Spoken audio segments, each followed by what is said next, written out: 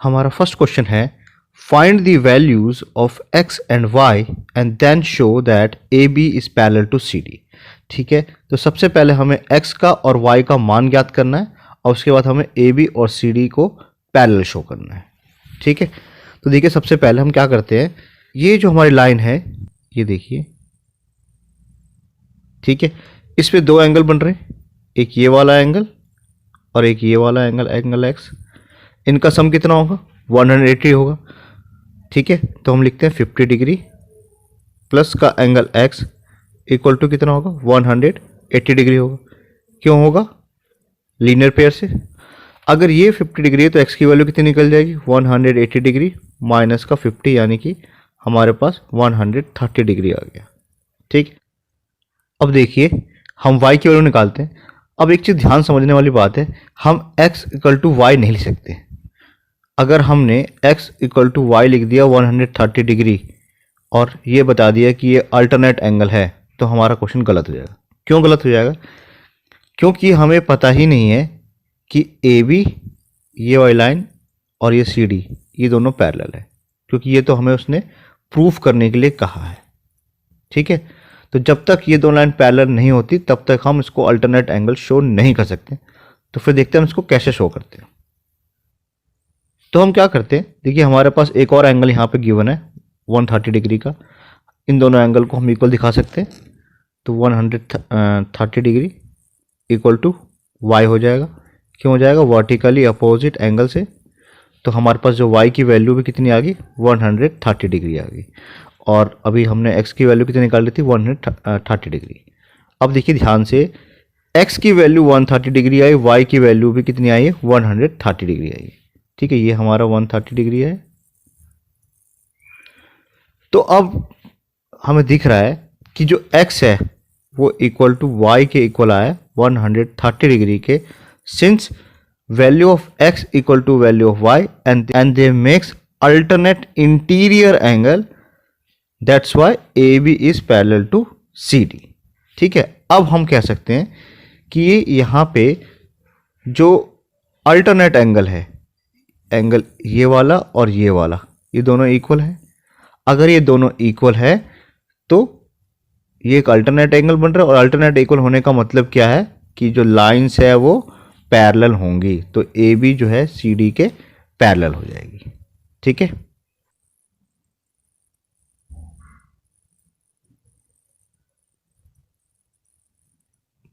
तो ये हमारा प्रूफ हो जाएगा। नेक्स्ट क्वेश्चन देखते हैं।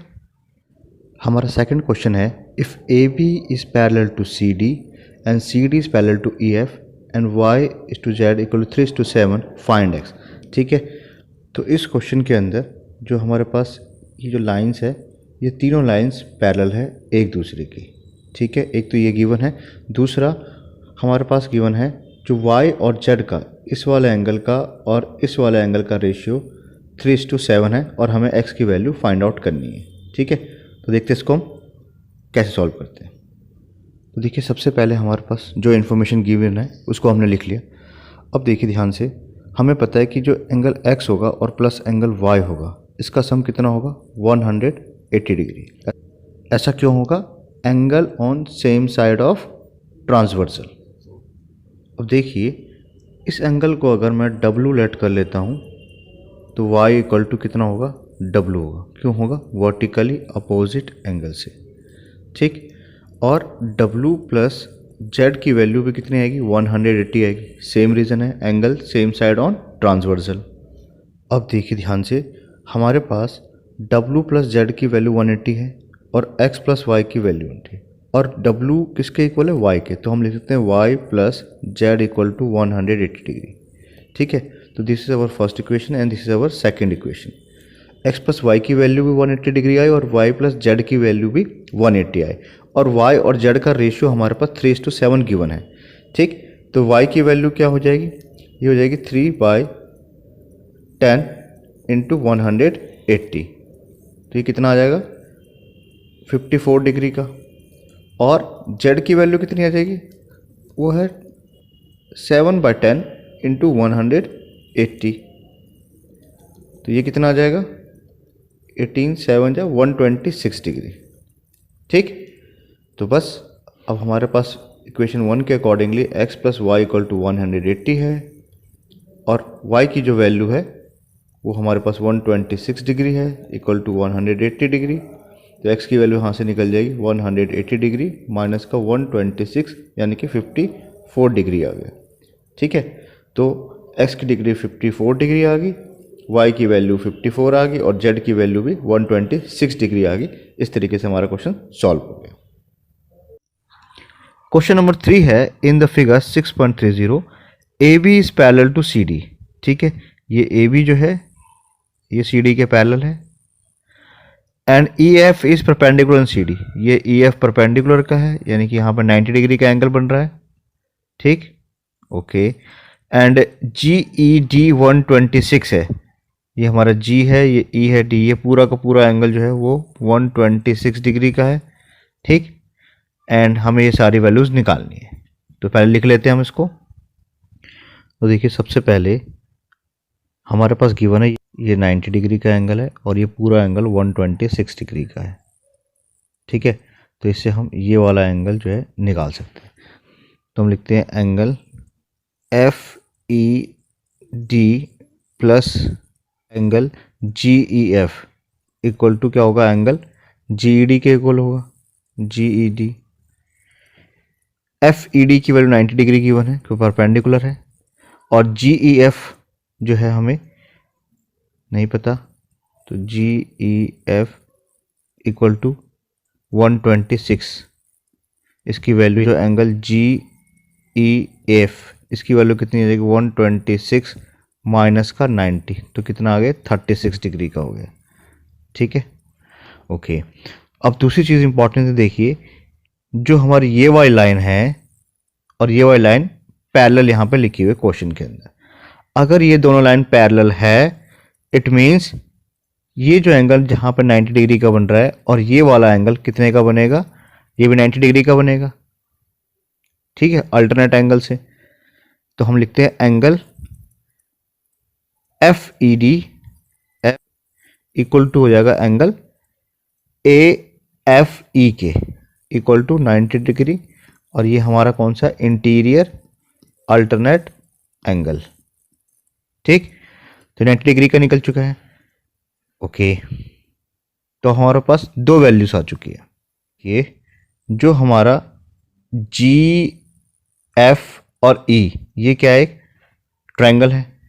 ठीक है, तो इसमें क्या होगा, जो एंगल GFE प्लस का एंगल FEG प्लस का एंगल EGF। ठीक है, एक बार हमने ये वाला एंगल लिया, एक बार हमने ये वाला एंगल लिया और एक बार हमने ये वाला एंगल लिया। इनका सम कितना होगा 180 होगा। ठीक, तो GFE इसकी वैल्यू 90 डिग्री है, इसकी वैल्यू 36 डिग्री है, ये हमें नहीं पता। ठीक, इसकी वैल्यू हम निकाल सकते हैं। तो ये आ गई हमारी EGF इक्वल टू कितना हो जाएगा 180 डिग्री माइनस का 126, ये निकल गया हमारा 54 डिग्री। ठीक, तो देखिए इस क्वेश्चन में हमें सबसे पहले निकालना था AGE की वैल्यू। तो एंगल AGE ये कितना होगा, ये हमारा ये वाला एंगल AGE और ये वाला एंगल दोनों क्या है, ये हमारा अल्टरनेट इंटीरियर एंगल है, तो इसकी वैल्यू निकल जाएगी 126 डिग्री। ठीक है, ये अल्टरनेट इंटीरियर एंगल से निकल गया। दूसरा निकालना है हमें GEF, इसकी वैल्यू निकल जाएगी 36 डिग्री, ये हम निकाल चुके हैं GEF की वैल्यू यहाँ पे। और लास्ट में हमें निकालना था एंगल FGE, ये वाला एंगल, ये हमारा 54 डिग्री का निकल चुका है। ठीक है, तो इस तरीके से तीनों की वैल्यूज निकल जाएगी। नेक्स्ट क्वेश्चन देखते हैं। क्वेश्चन नंबर 4 है PQ and ST are parallel. ये दोनों लाइन जो है पैरेलल है और इसकी वैल्यू 110 डिग्री गिवन है, इसकी वैल्यू 130 डिग्री गिवन है और हमें QRS यानी कि ये वाला एंगल जो है QRS, इस एंगल को निकालना है, ये वाला एंगल। ठीक है, देखिए हम कैसे निकालते हैं। सबसे पहले जो इंफॉर्मेशन गिवन है उसको लिख लेते हैं। P Q parallel to S T हमारे पास क्वेश्चन के अंदर गिवन है। हम क्या करते हैं, थोड़ा सा इस लाइन को एक्सटेंड कर देते हैं। तो मैंने इस लाइन को यहाँ से ऐसे एक्सटेंड कर दिया, ठीक। और यहाँ पे जो नया कुछ भी मैंने सपोज कीजिए डब्लू लेट कर लिया, इस इंटरसेक्टिंग पॉइंट का नाम अब डब्लू है। अब देखिए ध्यान से, जो ये वाला एंगल है और ये वाला एंगल, इसका सम 110 डिग्री होगा। तो लिख लेते हैं एंगल, सपोज कि इसके मैंने एंगल 1 मान लिया, तो angle 110 degree plus angle 1 equal to 100 degree होगा लीनियर पेयर से, ठीक है। तो इसकी वैल्यू कितनी निकल जाएगी, तो एंगल 1 जो है हमारा 180 डिग्री माइनस का 110 यानी कि 70 डिग्री निकल गया, ठीक। तो एंगल 1 की वैल्यू 70 डिग्री आ गई। ओके, दूसरा देखिए ध्यान से, जो एंगल 130 है और ये वाला एंगल है, ठीक, इसकी वैल्यू कितनी होगी, 180 होगी। तो एंगल हमारे पास गिवन है आर एस टी प्लस का एंगल एस डब्लू, और इस पॉइंट का नाम हम मान लेते हैं एक्स रख लेते हैं। तो एस डब्लू एक्स 180 डिग्री होगा, क्योंकि ट्रांसवर्सल के एक साइड एंगल बने हुए हैं। तो लिख लेते हैं इसको भी। तो देखिए आर एस टी की जो वैल्यू हमारे पास 130 डिग्री यहाँ गिवन है, तो लिखते हैं 130 डिग्री प्लस का angle S W X equal to 180 degree, और एस डब्लू एक्स की जो वैल्यू हमारे पास कितनी आ गई, ये आ गई 180 माइनस का 130 यानी कि 50 डिग्री, ठीक। तो ये वाली जो वैल्यू है वो 50 डिग्री आ गई। अब देखिए इस एंगल को इसको हम 2 लेट कर लेते हैं। तो एंगल 2 जो है इक्वल है एंगल एस डब्लू एक्स के, ठीक है। ये 50 डिग्री का निकल जाएगा वर्टिकली अपोजिट एंगल से, ठीक। तो हमारे पास 1 की वैल्यू आ गई, हमारे पास 2 की वैल्यू आ गई। अब देखिए ध्यान से, क्यू डब्लू आर ये क्या बन रहा है, ट्रायंगल बन रहा है। तो देखिए जो angle Q R W plus angle R W Q plus का एंगल डब्लू क्यू आर, ये 100 डिग्री होगा, ठीक है। एंगल 1 की जो वैल्यू है वो हमारी 70 डिग्री आ चुकी है, और 2 की जो वैल्यू है वो हमारी 50 डिग्री आ चुकी है। तो डब्लू क्यू आर की वैल्यू निकालनी है हमारी। तो एंगल डब्लू क्यू आर कितना हो जाएगा, 180 डिग्री माइनस का 120 होता है, तो 120 डिग्री ये हमारा निकल गया 60 डिग्री। तो हमारा जो एंगल क्यू आर एस निकालना था, इसकी वैल्यू कितनी आ जाएगी, 60 डिग्री आ जाएगी, ठीक। क्वेश्चन नंबर 5 है, A B is parallel to C D. जो हमारी ए वाली लाइन ए बी है और ये लाइन सी डी है, दोनों पैरेलल है। इसके अलावा दे रखा है ए पी क्यू 50 डिग्री का, ये वाला एंगल 50 डिग्री का है। पी आर डी 127 का, ये बाहर वाला एंगल दिख रहा है हमें यहाँ पे, वो 127 डिग्री का है। हमें एक्स और वाई की वैल्यू निकालनी है। तो देखिए कैसे निकालते हैं इसको। सबसे पहले देखिए हमारे पास क्वेश्चन में गिवन है कि ये जो लाइन है इसके पैरेलल है। अगर ये दोनों लाइन पैरेलल है तो ये कौन सा एंगल बन रहा है, ये हमारा अल्टरनेट इंटीरियर एंगल बन रहा है। इट मीन्स जो एंगल ए पी क्यू है वो इक्वल हो जाएगा एंगल पी क्यू आर के, पी क्यू आर यानी कि एंगल एक्स के। क्यों, क्योंकि ये अल्टरनेट एंगल है, तो अल्टरनेट इंटीरियर एंगल, ठीक। ओके, तो हमारा ए पी क्यू यानी कि 50 डिग्री दे रखा है, और ए पी क्यू आर यानी कि एक्स, तो एक्स की जो वैल्यू हमारी 50 डिग्री निकल गई है। अब हमें निकालना है वाई की वैल्यू।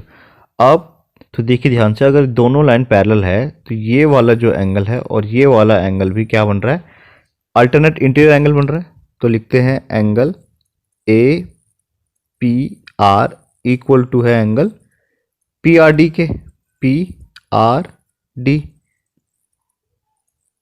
ये भी अल्टरनेट इंटीरियर एंगल है, ठीक। तो ए पी आर हमारा है 50 डिग्री प्लस का वाई, और पी आर डी की वैल्यू दे रखी है हमारी 127 डिग्री। ठीक, तो y की वैल्यू कितनी आ जाएगी 127 डिग्री माइनस का 50, यानी कि हमारे पास 77 डिग्री आ गई। ठीक, तो हमें x की वैल्यू निकालनी थी, y की वैल्यू, तो x की वैल्यू हमारी जो आई है वो 50 डिग्री आई है, और y की जो वैल्यू आई है वो 77 डिग्री आई है। ठीक, नेक्स्ट क्वेश्चन देखते हैं। हमारा लास्ट क्वेश्चन है P Q and R S are two mirrors. ठीक है, ये एक मिरर है पी क्यू और एक ये मिरर है आर एस। ठीक, दोनों मिरर है, place parallel to each other, ये दोनों मिरर जो है एक दूसरे के पैरेलल, ये इसके पैरेलल है। An incident ray A B strike that mirror P Q, ये ए बी एक इंसिडेंट रे है जो ए बी पे स्ट्राइक करती है, और इस पॉइंट से क्या होती है, रिफ्लेक्ट होती है। तो ये रिफ्लेक्ट होके कहाँ गई, ये इस मिरर पे गई, आर एस पे, and reflected moves along the path B C, B C path पे मूव होकर स्ट्राइक करिए आर एस को एट सी पे, तो इस मिरर को सी पॉइंट पे स्ट्राइक करिए, and again reflected back along C D, और यहाँ से रिफ्लेक्ट होने के बाद ये रे बनी एक सी डी।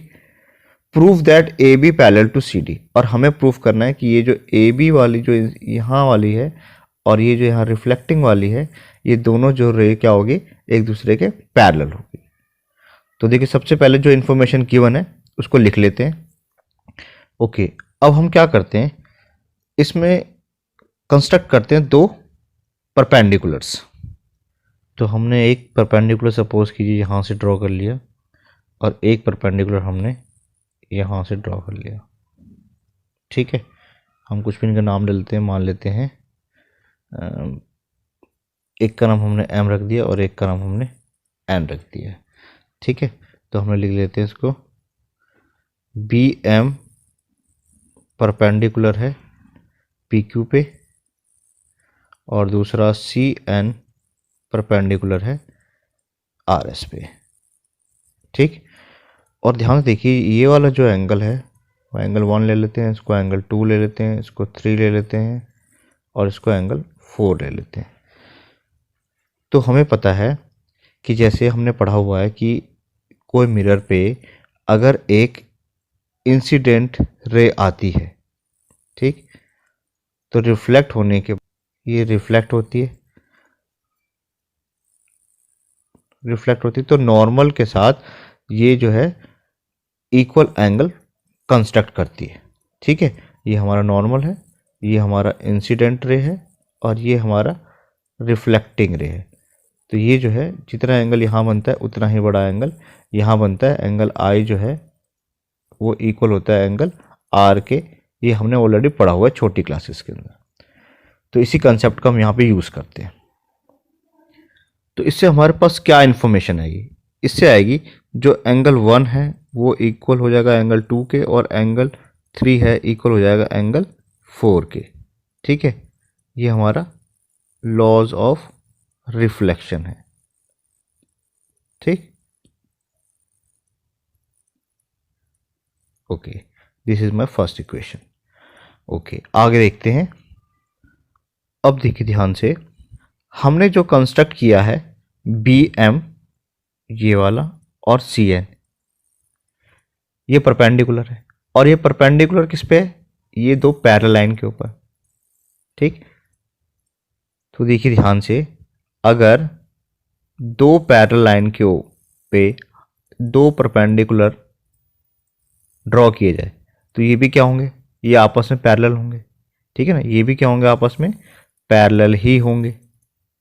ठीक, और ये वाली जो हमारी रे जा रही है, इस रे को देखिए ध्यान से, इस रे को मैं यहाँ बनाता हूँ। ये रे जो है उसमें ये दोनों एंगल क्या होंगे, इक्वल होंगे।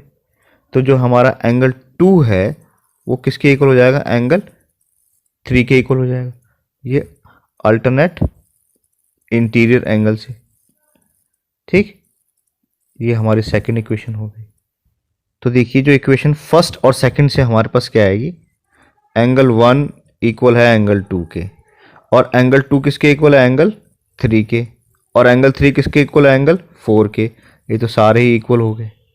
ठीक, अब देखिए ध्यान से, जो एंगल 1 प्लस एंगल 2 इक्वल होगा एंगल 3 प्लस एंगल 4 के। ठीक है, सारे एंगल्स इक्वल है, तो कोई भी दो एंगल का सम किसी भी दो एंगल के सम के इक्वल ही आएगा। और एंगल 1 प्लस 2 का मतलब क्या है, यह है हमारा एंगल ए बी सी। और एंगल 3 प्लस 4 का मतलब क्या है, एंगल बी सी डी, तो बी सी डी लिख सकते हैं हम। अब आप देखिए ध्यान से, जो हमारी ये ए बी लाइन है, ये सी डी लाइन है, और ये एक बी सी लाइन है। ठीक, इनके बीच में ये एंगल बन रहे हैं, ये वाला है और एक ये वाला। अगर ये दोनों एंगल्स इक्वल हैं तो ये क्या बन जाएगा, ये हमारा अल्टरनेट एंगल बन जाएगा, अल्टरनेट इंटीरियर एंगल है। और अल्टरनेट इंटीरियर एंगल कब होते हैं, जब दो लाइन पैरेलल होती है। इट मीन्स जो ए बी है वो पैरेलल हो जाएगी सी डी के, और इस तरीके से हमारा ये प्रूफ हो जाएगा। ठीक।